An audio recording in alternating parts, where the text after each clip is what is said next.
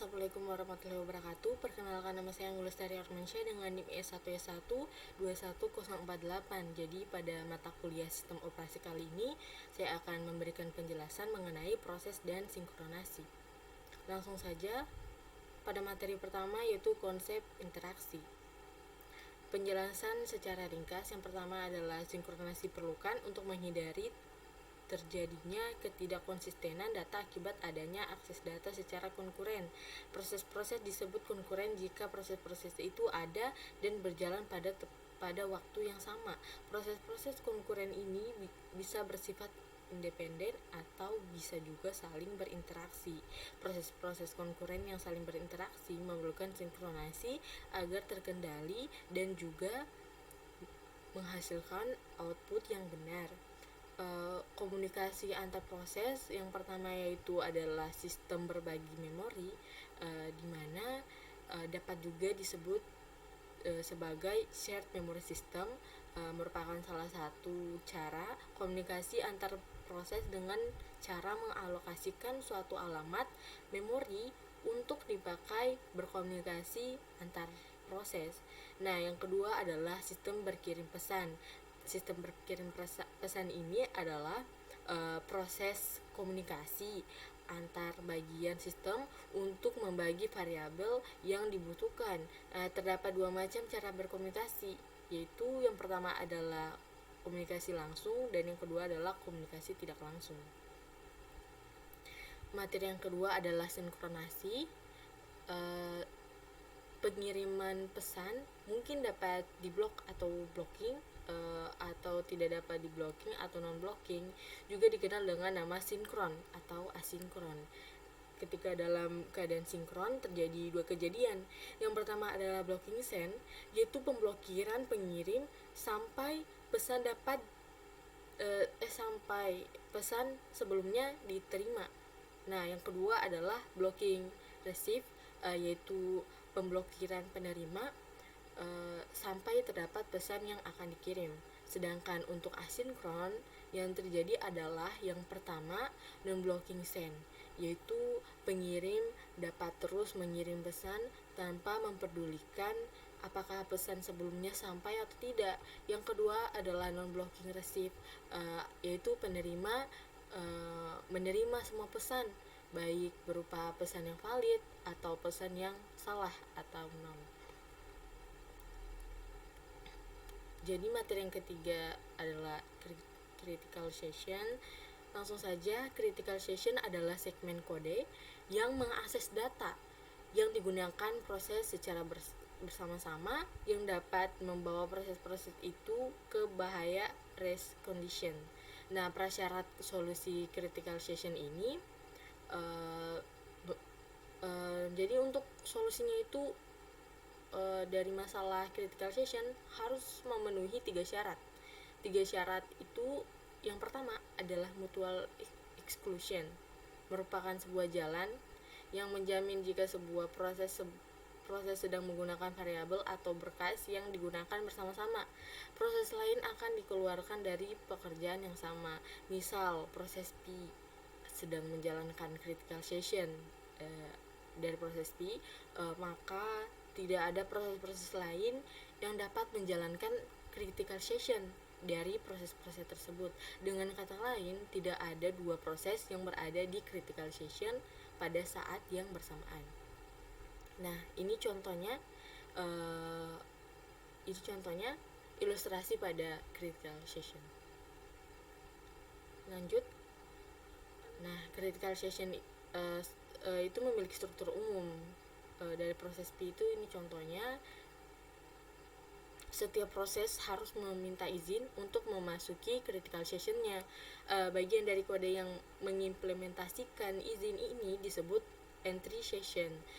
Akhir dari critical session itu disebut exit session.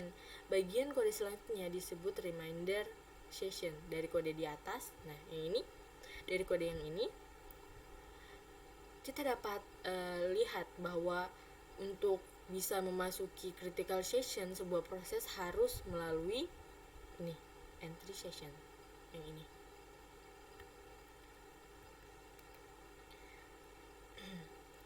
Ini gambarnya proses critical session.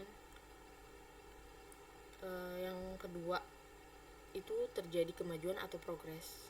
Jika ada proses yang sedang menjalankan critical sessionnya, dan jika terdapat lebih dari satu proses lain yang ingin masuk ke critical session, maka proses-proses yang tidak sedang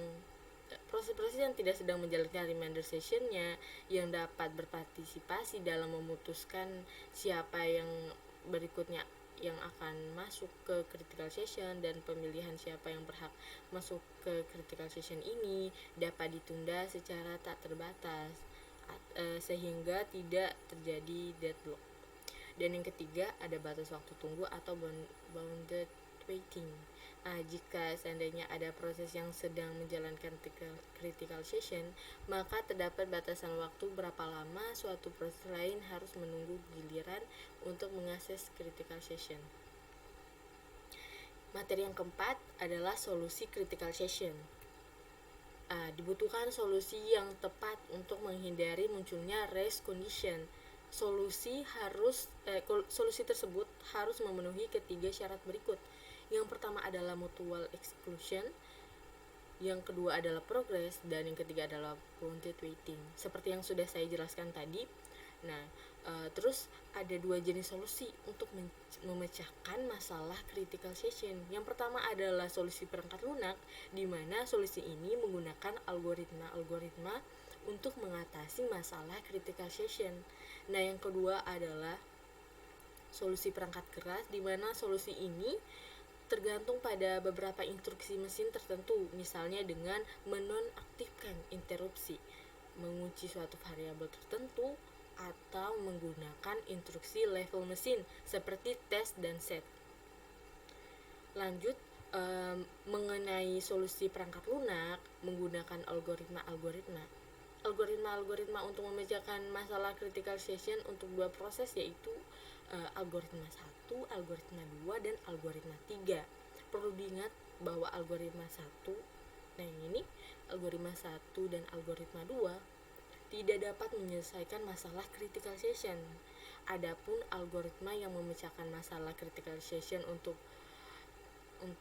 n buah proses, yaitu algoritma tukang roti. Lanjut, untuk materi yang kelima adalah perangkat sinkronasi. Perangkat sinkronasi. Nah, beberapa perangkat sinkronasi yaitu test dan set, semafor, dan monitor. Di sini saya akan menjelaskan satu persatu. Yang pertama adalah test and set. Sebagian besar sistem komputer saat ini menyediakan instruksi-instruksi perangkat keras khusus yang mengizinkan kita untuk menguji dan memodifikasi nilai dari sebuah variabel disebut instruksi test and set. Instruksi ini bersifat atomik, yaitu instruksi yang tidak dapat diinterupsi. Nah, contohnya ini contoh test and set yang memenuhi critical session. Nah, ini contohnya gambarnya. Sebelumnya kita harus menginisialisasikan dua variabel boolean. Yang pertama adalah boolean waiting, kedua adalah boolean log. Lanjut. Untuk materi untuk selanjutnya adalah semafor. Dalam software, semafor adalah sebuah variabel bertipe integer yang selain saat inisialisasi hanya dapat diakses melalui dua operasi standar, yaitu increment dan decrement. Semafor ini digunakan untuk menyelesaikan masalah sinkronasi secara umum. Berdasarkan jenisnya, semafor hanya bisa memiliki nilai 1 atau 0, atau lebih dari sama dengan 0. Dua buah jenis semafor yaitu binary semafor dan counting semafor. Keuntungan menggunakan semafor yang pertama adalah dari segi programming, penanganan masalah sinkronasi dengan semafor ini umumnya rapi dan teratur, sehingga mudah untuk dibuktikan kebenarannya. Yang kedua adalah semafor diimplementasikan dalam hardcode, sehingga penggunaannya bersifat portable. ini yang ketiga ya, monitor. Yang ketiga, monitor adalah suatu tipe data abstrak yang dapat mengatur aktivitas serta penggunaan resource oleh beberapa thread. Monitor terdiri atas data-data privat dengan fungsi-fungsi publik yang dapat mengakses data-data tersebut. Ini maksudnya metode-metode dalam suatu monitor sudah dirancang sedemikian rupa agar hanya ada satu buah metode yang dapat bekerja pada suatu saat. Hal ini bertujuan untuk menjaga agar semua operasi dalam monitor bersifat mutual exclusion. Nah, keuntungan menggunakan monitor antara lain yang pertama, kompilator dalam bahasa pemrograman yang telah mengimplementasikan monitor akan memastikan bahwa resource yang dapat diakses oleh beberapa thread dilindungi oleh monitor sehingga prinsip mutual exclusion tetap terjaga. Dan yang terakhir, komplikator bisa memeriksa kemungkinan adanya deadlock. Jadi langsung saja, transaksi atomik. Transaksi merupakan sekumpulan instruksi atau operasi yang menjalankan sebuah fungsi logis dan memiliki sifat atomicity, konsistensi, isolation, dan durability. Nah, sifat atomicity ini pada transaksi menyebabkan transaksi tersebut akan dijalankan secara keseluruhan atau tidak sama sekali. Operasi-operasi pada transaksi atomik disimpan dalam log agar dapat dilakukan rollback jika terjadi kegagalan sistem. Dengan memanfaatkan log, pemulihan data dapat dilakukan dengan melakukan undo atau redo. Untuk menghemat waktu pada saat rollback, kita dapat memberikan operasi checkpoint pada transaksi sehingga kita tidak perlu memeriksa keseluruhan transaksi untuk memutuskan melakukan undo atau redo.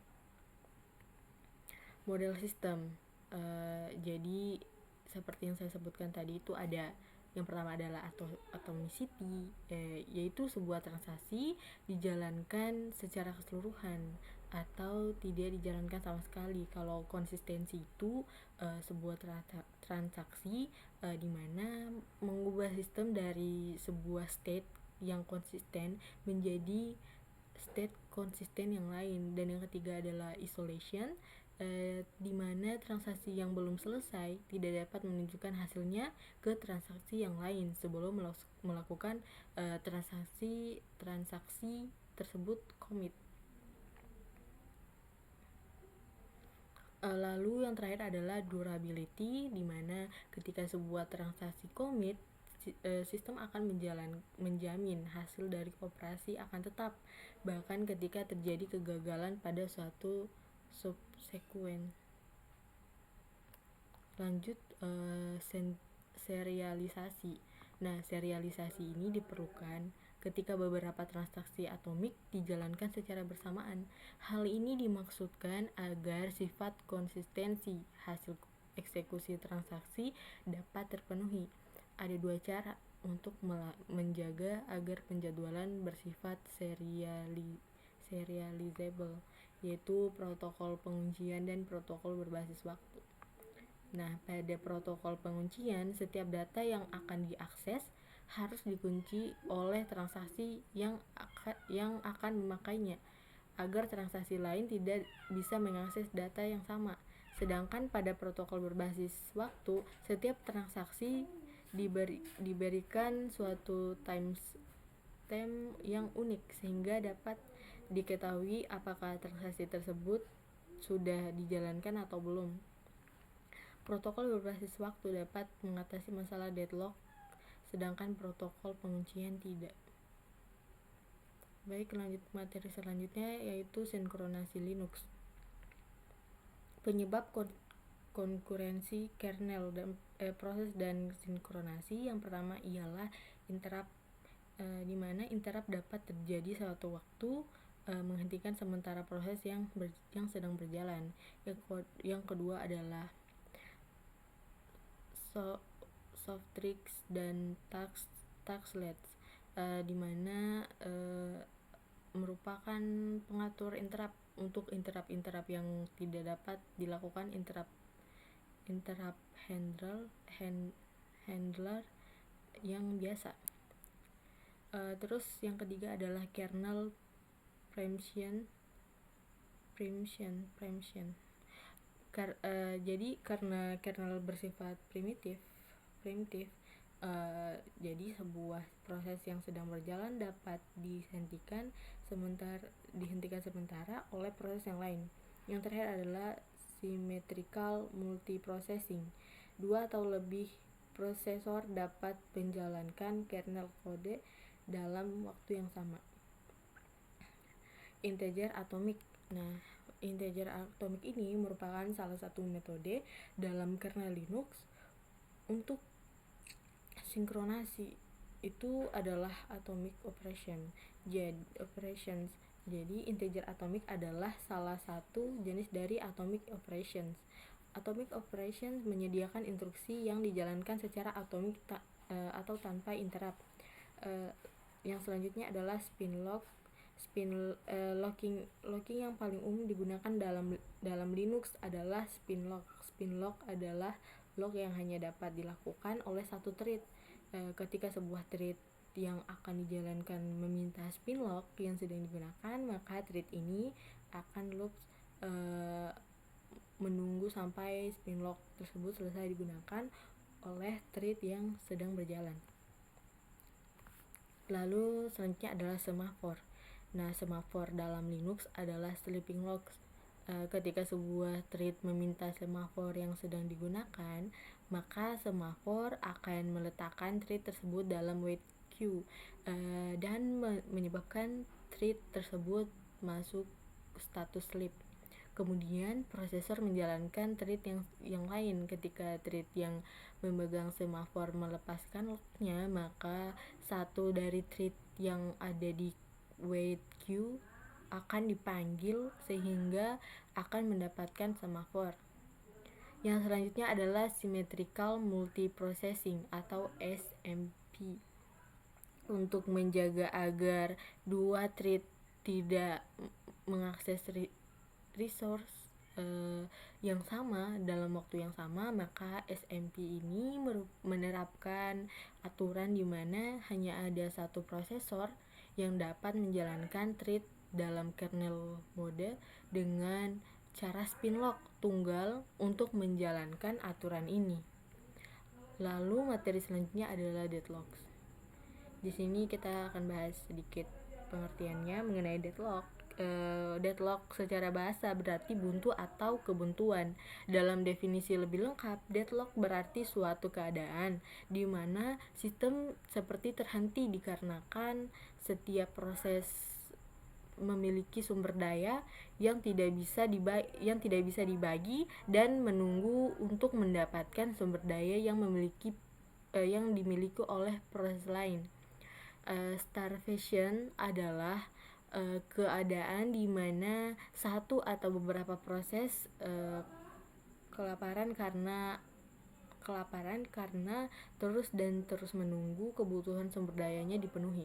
Namun karena sumber daya tersebut tidak tersedia atau dialokasikan untuk proses lain, akhirnya proses yang membutuhkan tidak bisa memilikinya.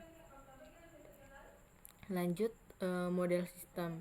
Nah, sebuah proses dalam melakukan penggunaan terhadap suatu sumber daya melalui langkah-langkah sebagai berikut. Yang pertama adalah request, di mana proses dapat meminta satu atau lebih sumber daya yang tersedia ataupun yang sedang dimiliki oleh proses yang lain. Yang kedua adalah use, sumber daya digunakan oleh proses sampai proses selesai melakukan eksekusi dan tidak membutuhkan lagi sumber daya tersebut. Yang ketiga adalah release, setelah memanfaatkan sumber daya untuk melakukan eksekusi, proses pun akan melepaskan sumber daya yang dimilikinya. Lalu yang selanjutnya adalah karakteristik.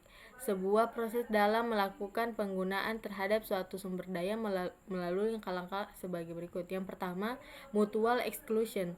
Kondisi yang pertama adalah mutual exclusion, yaitu proses memiliki hak milik pribadi terhadap sumber daya yang sedang digunakannya.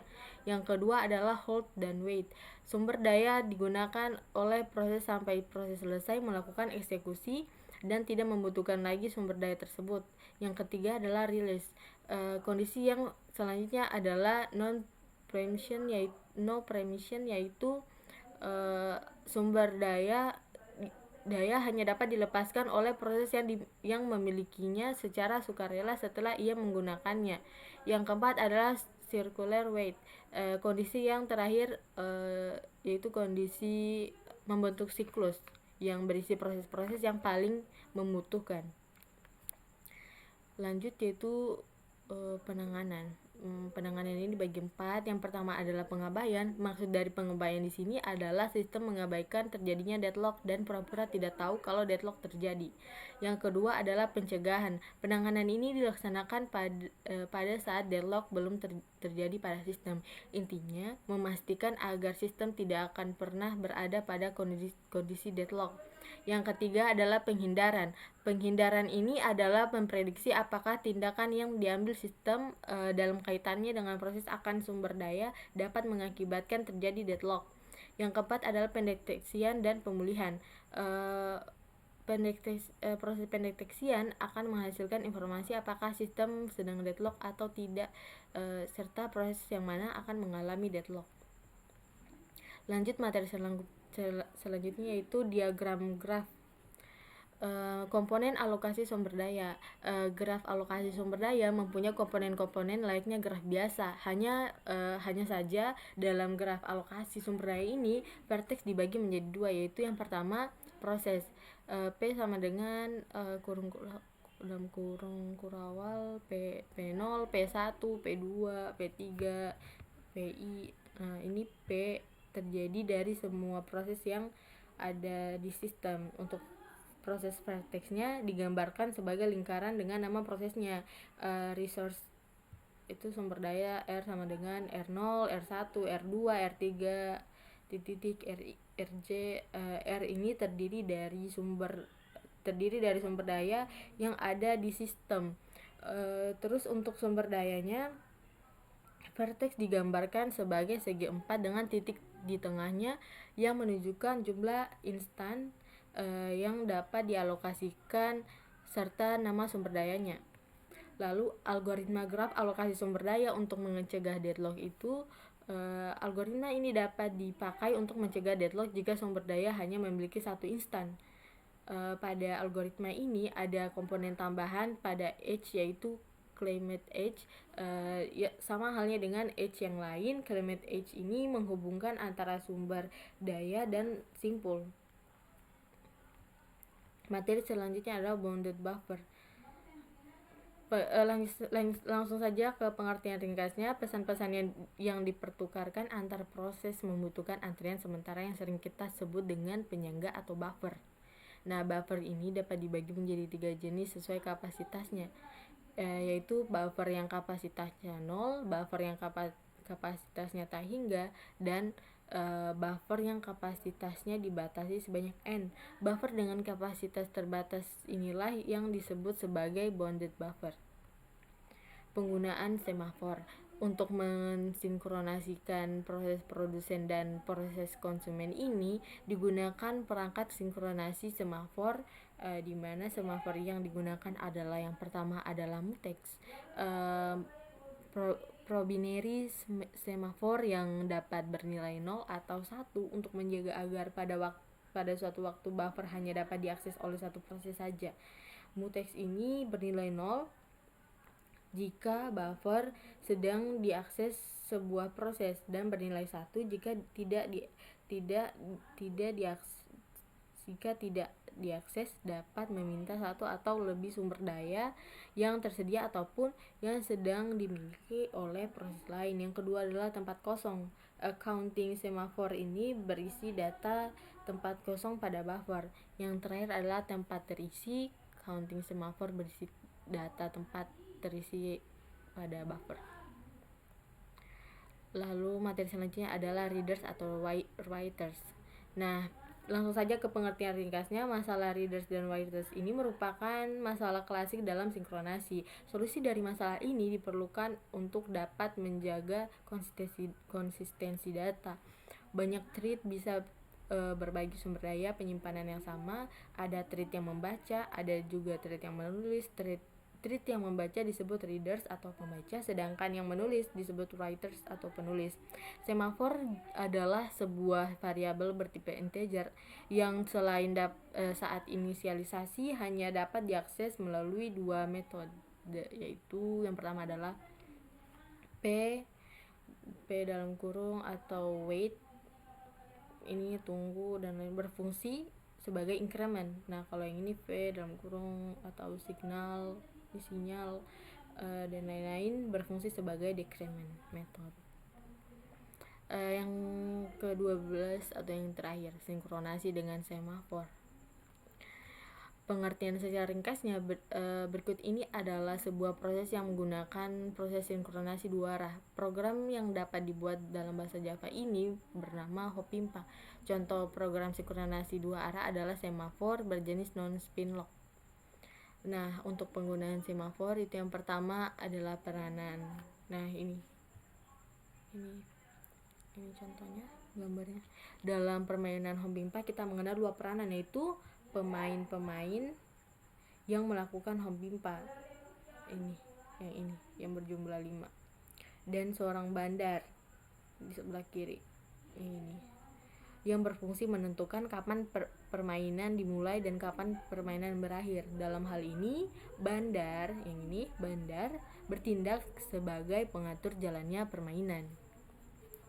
Lanjut yang kedua, memulai permainan. Permainan mulai ketika bandar menyerukan Hopimpa. Ketika itu secara serentak pemain-pemain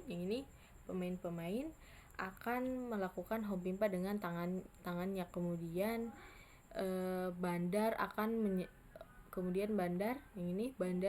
menyerukan gambreng sebagai penanda Hopimpa berhenti, sehingga pemain pun menghentikan Hopimpa dan masing-masing akan menunjukkan tangannya apakah telapak atau punggung. Yang selanjutnya adalah pengecekan pemenang. Apabila bandar menemukan ada di antara telapak atau punggung yang berjumlah 1, maka satu-satunya pemain itu akan keluar sebagai pemenang. Namun apabila tidak ada di antara telapak atau punggung yang berjumlah 1, seperti pada gambar ini, maka bandar akan mengulang permainan dengan menyerukan gambreng. Yang ini punggung, yang ini telapak. Yang keempat, penjelasan. Program Hopimpa memiliki jumlah bandar yang sama dengan jumlah pemainnya, sehingga setiap pemain memiliki satu bandar.